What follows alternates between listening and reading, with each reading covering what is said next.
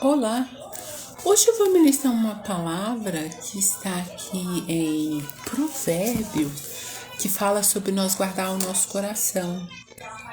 Quando a gente não guarda o nosso coração, entra toda espécie de males, ódio, raiva, engano, mentira, inveja, tantos outros males. Eu vou falar aqui referente a isso em Provérbios 4, no versículo que começa no 20, diz assim: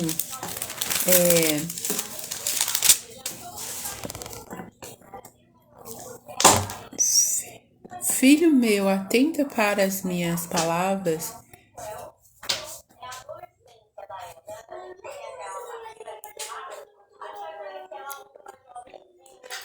As minhas razões inclinam teus ouvidos.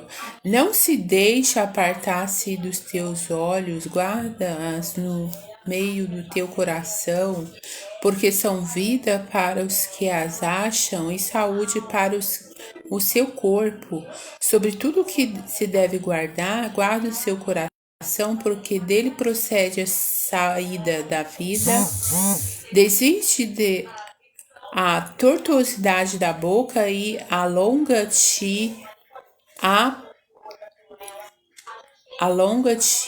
de ti a perversidade dos lábios. Os teus olhos olhem direito e as tuas pálpebras olhem diretamente diante de ti. Pondera a vereda de teus pés e todos os teus caminhos sejam bem ordenados. Não declines nem para a direita nem para a esquerda. Retira o teu pé do mal. Aqui em Provérbios está falando para que nós guardarmos o nosso coração, porque é dele que procede a saída da vida ou da morte. Se a gente não guarda o nosso coração, ele será fonte. Se a gente não guarda o coração, ele será fonte de morte. E o diabo veio para matar, roubar e destruir.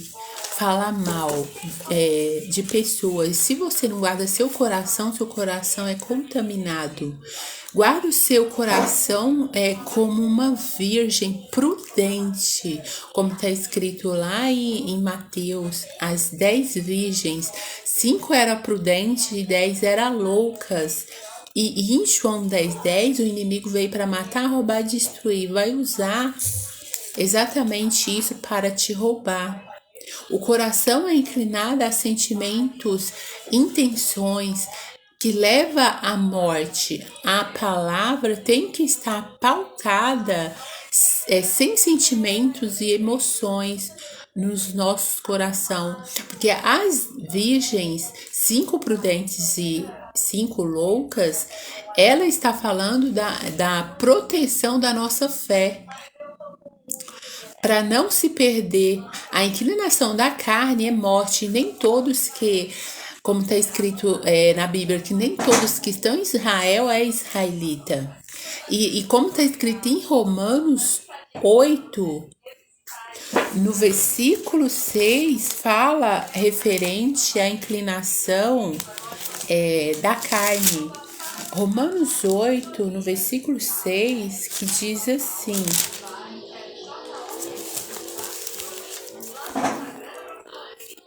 porque a inclinação da carne é morte, mas a inclinação do espírito é vida e paz. Viver em paz. Se tiver um fofoqueiro falando de uma outra pessoa, você orar por essa pessoa, não ficar falando daquilo que você não tem conhecimento. E aqui ele continua a dizer que a inclinação do espírito é vida e paz.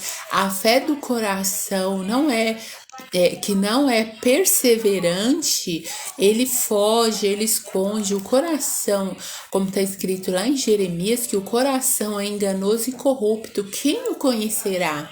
Ele está falando da mente, daquilo que a gente a fé inteligente avalia, não é emotiva. A fé inteligente, ela discerne, analisa. Cuidado para você envolver com negócios com o irmão louco. Essas são o que Jesus disse às 10 virgens, que tem as 5 que era prudente e as imprudentes. como está escrito em Romanos, que continua a dizer aqui no 7, que diz que Romanos 8, no 7, que diz assim: porquanto a inclinação da carne é inimizade contra Deus, pois não é sujeito à lei de Deus, nem em verdade o pode ser. Portanto, os que são da carne não podem agradar a Deus. Vós, porém, não estáis na carne, mas no Espírito, e se é que o Espírito de Deus habita em vós. Mas se alguém não tem o Espírito de Cristo, esse tal não é dele. Aqui está falando que se não tem o conhecimento de Cristo, esse tal não é dele. E aqui diz referente a isso. Uma fé emotiva não tem paz. Não confia no que você acha que é certo. Quantas pessoas estão casadas e depois viu que não era nada daquilo e porque usou o coração, se apaixonou e depois a vida ficou com caos, separou e não suportou, porque não suportou a opressão que vivia. Foi enganada pelas emoções e sentimento, porque a paixão é um sentimento faccioso que sobrepõe a razão e o bom senso. Se você estiver apaixonado, não case. Esse é o conselho que não somente eu dou, mas os especialistas no assunto diz isso. Descreve a natureza avassaladora e intensa da paixão, onde o desejo e a emoção se manifesta como uma força que pode temporariamente dominar o pensamento. E a paixão dura em média 3 a 4 anos e depois é um desastre.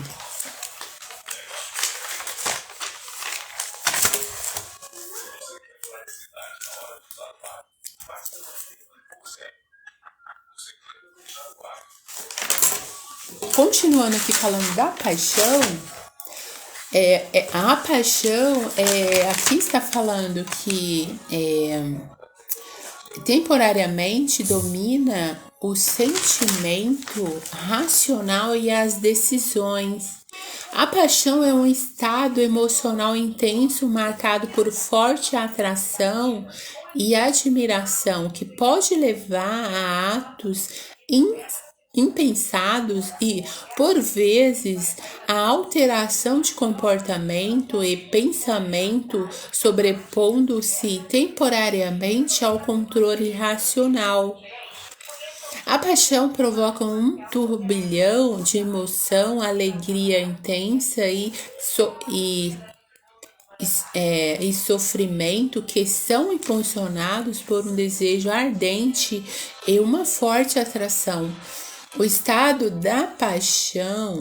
de paixão pode alterar o comportamento e o pensamento da pessoa apaixonada, levando a uma admiração excessiva e, por vezes, a ações impulsivas.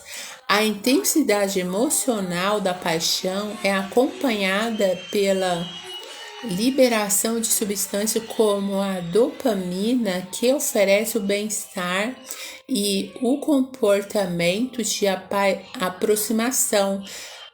A paixão há uma forte ênfase na atração e no desejo pela pessoa ou objeto da paixão, o que pode levar o indivíduo a tomar decisões que não estão totalmente refletidas. Isso significa que a paixão é cega, é um sentimento, e você não pode fazer nada através das emoções, porque é sofrimento. Porém, é você sempre buscar em Deus em oração, porque cada caso é um caso. Referente a sonhos, é você sempre orar a Deus para que Ele possa te interpretar melhor. porque cada sonho tem sua particularidade. Eu vou falar referente a isso aqui. Quando você sonha que está em uma fila, pode simbolizar sentimentos de frustração, impaciência e ansiedade. Pode indicar também que você está enfrentando obstáculos ou atrasos em seus objetivos, ou que está se sentindo limitado em suas escolhas e possibilidades. A fila também pode refletir a necessidade de esperar a sua vez ou de se adaptar às circunstâncias.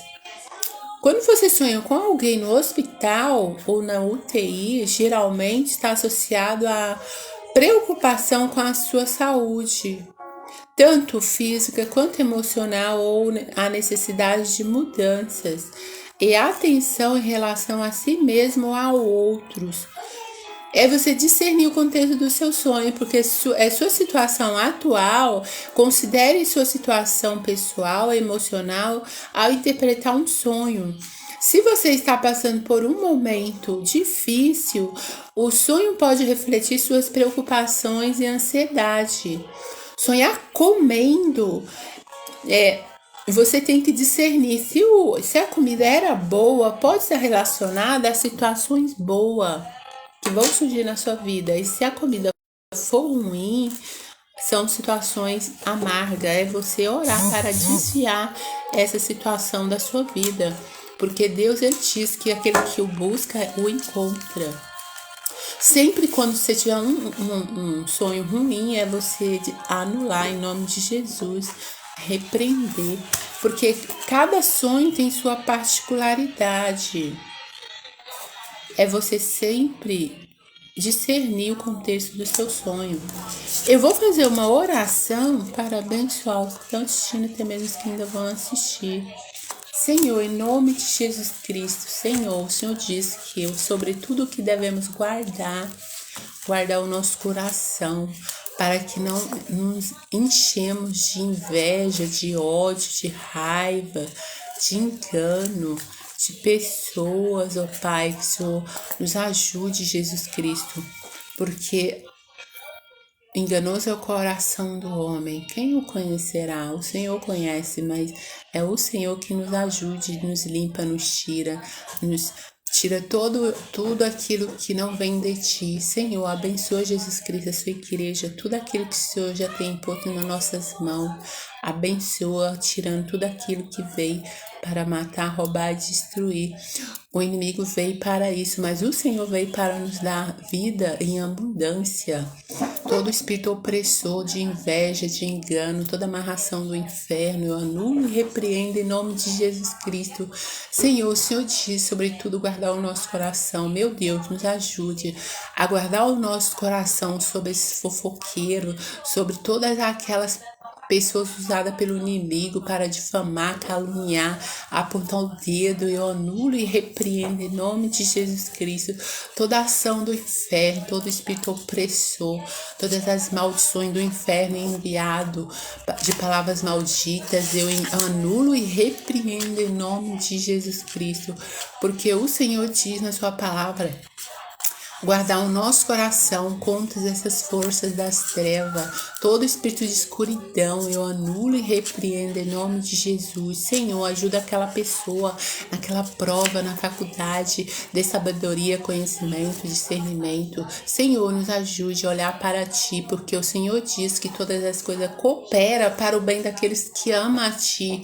Onde a gente colocar os nossos pés, a planta do nosso pé, o Senhor já tem nos dado, e nenhum principado potestade do inferno tem poder e autoridade sobre o seu conhecimento.